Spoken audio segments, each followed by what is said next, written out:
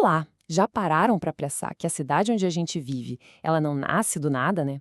Existe todo um jogo de forças, muitas vezes escondidas, que definem onde a gente mora, onde trabalha, onde se diverte. E é sobre isso que a gente vai conversar hoje. Pensa só, por que tem bairro que é só prédio e outro que é só casa? Ou por que o centro da cidade é sempre aquela loucura, super movimentado e caro pra caramba? Pois é, não são perguntas fáceis, não. Na verdade, elas abrem a porta pra gente investigar a alma da nossa cidade. E para ajudar a gente a entender esse quebra-cabeça, vamos nos basear num trabalho fundamental: o livro O Espaço Urbano, de Roberto Lobato Corrêa. É com a ajuda dele que a gente vai tentar decifrar as regras desse jogo que monta e desmonta o cenário urbano ao nosso redor. Então, o primeiro passo aqui é mudar um pouco o jeito de olhar. Uma cidade, ela é bem mais do que só prédio e rua, sabe? Mais do que concreto e asfalto. Pensa nela como um grande espelho. Um espelho da sociedade que a gente é. A ideia principal aqui é o que o autor chama de espaço urbano. E não é só o mapa da cidade, tá? É algo que está sempre sendo criado, sempre em movimento. A analogia da tela é ótima. É como se a cidade fosse uma tela que nunca fica pronta, sempre sendo pintada e repintada por vários artistas, cada um com seus próprios interesses. E olha, essa citação do livro é perfeita, resume tudo. Cada esquina, cada avenida, cada bairro, tudo isso conta um pedaço da nossa história, das nossas brigas, das nossas conquistas. A cidade é tipo um documento vivo. Ok, beleza. Se a cidade é produzida, então a pergunta que não quer calar é: quem produz? Quem são esses artistas? Quem são as pessoas, os grupos que têm a caneta na mão para desenhar o lugar onde a gente vive?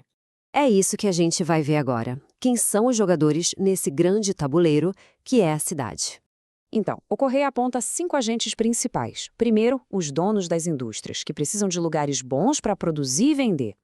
Depois, os donos de terra, que querem, claro, lucrar o máximo com seus terrenos. Aí vem os promotores imobiliários, o pessoal das construtoras, que levantam os prédios que o mercado quer comprar. Temos também o Estado, que cria as regras, financia obras, constrói a infraestrutura.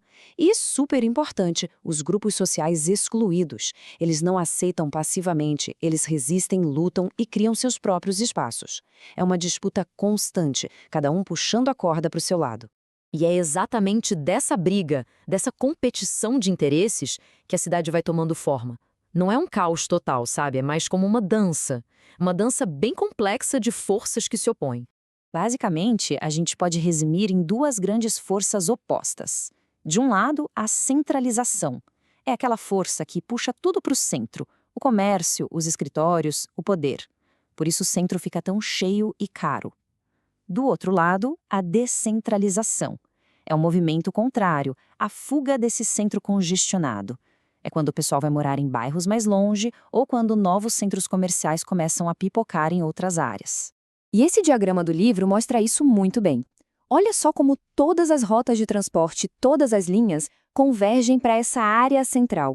Isso não acontece por acaso, gente. É um desenho, um projeto que reforça o poder e o valor daquela região, transformando-a no coração econômico da cidade. E aqui está o pulo do gato. Essa dinâmica de puxa e empurra não é só sobre economia ou trânsito, não.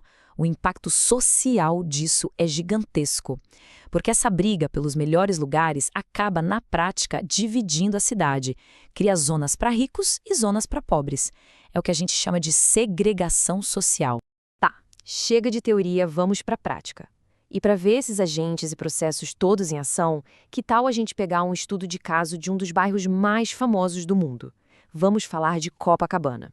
Olha que interessante. Lá no fim do século XIX, Copacabana era basicamente um deserto de areia, super isolado.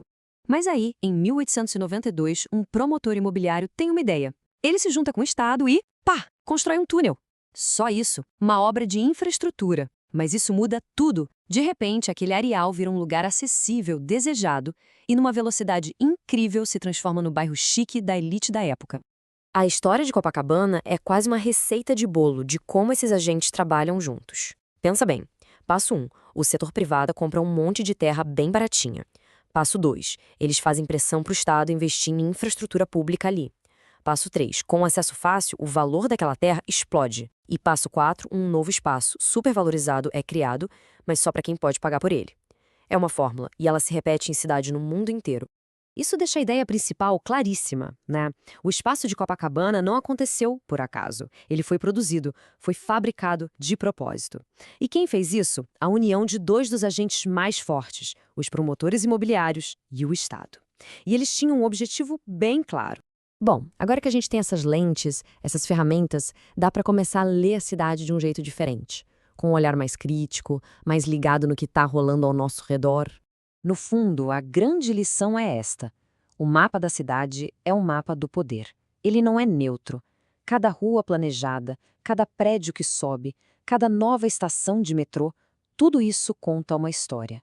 Uma história sobre quem ganha e quem perde nessa disputa constante pelo espaço. Então, para fechar, fica a provocação. Da próxima vez que for andar por um bairro, qualquer bairro, observe. Tenta ler o espaço. Quem está construindo ali? O que está mudando? Que história esse lugar está contando sobre o nosso presente e sobre o nosso futuro? As respostas, elas estão todas aí, na nossa frente. Olá! Se você gostou do nosso conteúdo e quer continuar recebendo as melhores dicas e informações, não se esqueça de se inscrever no canal. É rápido e fácil.